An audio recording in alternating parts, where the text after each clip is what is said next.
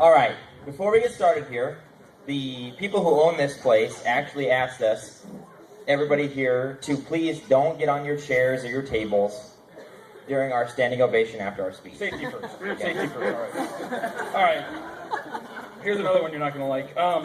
For those of you that don't know who we are, my name is Kyle, and this is Cody. We are actually Toby's brothers, and some of you probably know that today is Toby's wedding day. It's actually his second happiest day of his life. Toby's happiest day was November 30th, 2007, when he received conclusive proof that there was lead in his pencil. So that day,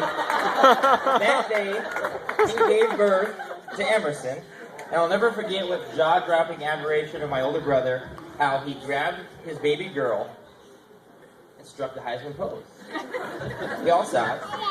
No, but seriously, I think we all agree that Emerson is the most beautiful girl ever, and we love you both, and we love her very much.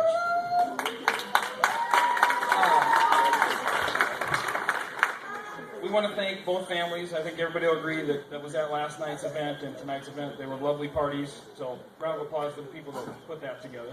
It wasn't us.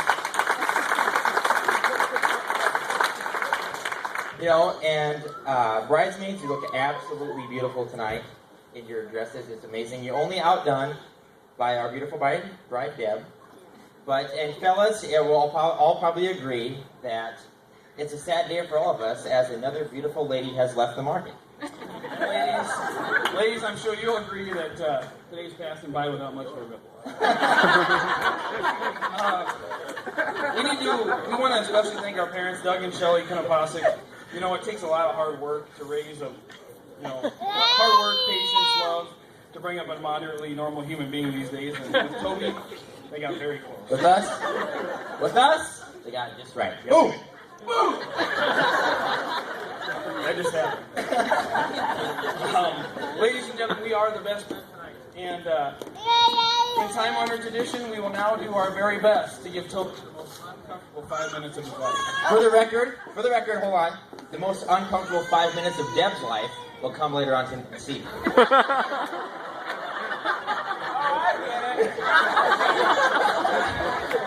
That's probably the only way. Now, Toby specifically asked that we refrain from mentioning any past girlfriends during this speech. Now, sadly, that cuts the speech short by a good 15 seconds, but it's his day, and you know what? We're going to respect his wishes. Now, we actually found it amazing that Toby was able to produce such a beautiful girl such as Emerson, considering the fact, and I wasn't born yet, but I know he was the ugliest baby ever. So ugly, in fact, that they had to hold the doctor back from slapping our parents after he was born. That's a true story. Toby, you're a lucky groom. You've married Deb. She's beautiful, she's funny, she's warm, loving, and caring, and you know what? She deserves a good husband. Thank God you married her before she found one. But I'm pleased to report that I asked him earlier in the week, and I asked him, when I was coming down here and stuff, and then earlier today, I was like, Toby, you nervous today or not? Anything? And he's like, pretty tough guy, Nebraska guy, not nervous at all. You know what? Then perhaps he'd like to explain why we found this brick this morning. Get it? Think about it. Think about it. He was shit a brick. So, okay, wait a minute, Mike? Cody, oh wait, I guess we have an announcement. Emails, outside email. Okay, wait a minute. Okay, this is actually real. This is from our bus driver from the Toby's bachelor party. We hired a party bus. It says, "Dear Mr. Konopasek, I'm delighted to inform you that the donkey has made a full recovery, and the farmer will not be pressing any charges." That's great news. Vote on my guest. Wow, you can go to Mexico after all. You'll fit right in. Okay. So, that's embarrassing. That's ridiculous. That's probably enough of the harassment. But those of you that know Toby know that he knows every movie line ever, every actor ever, every song ever. Even when we're taking pictures today, he knows. We're saying movie lines. He knows everything. He's just the best at it ever. So in honor of Toby, we thought we'd end with a little ditty from one of his favorite shows. Now to set the stage a little bit, we used to watch this show every Monday night when we were growing up. and we'd have our nightly treat. So Toby and Deb use the fruit by the foot. Some of you, just at the stage a little more, some of you may have remember this little hit show. What was it called? Fresh Prince of Bel-Air. Anybody hear that? Anybody hear that song? Okay. All right. Please watch it every Monday night. So, all right, here we go. Now, this is a story all about how Toby's life got flipped, turned upside down, and we'd like to take a minute, just sit right there. We'll tell you how we fell in love with the girl in that chair.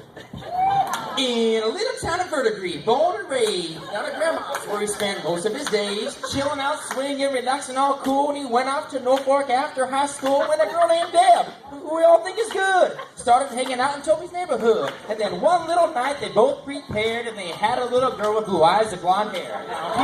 Now, he's a great dad, and there's nothing to fear. Deb is the best, and our son's a dear. If I could say anything, I'd say that their love is rare, but I thought, man, forget it, because they make a great pair.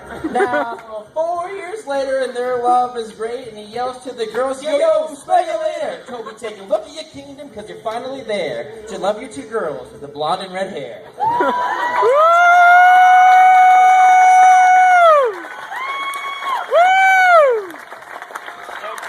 Welcome to the family. We love you guys both. Not too bad a guess. Good luck to you. We love you both very much. Congratulations. Here's to Toby and Deb.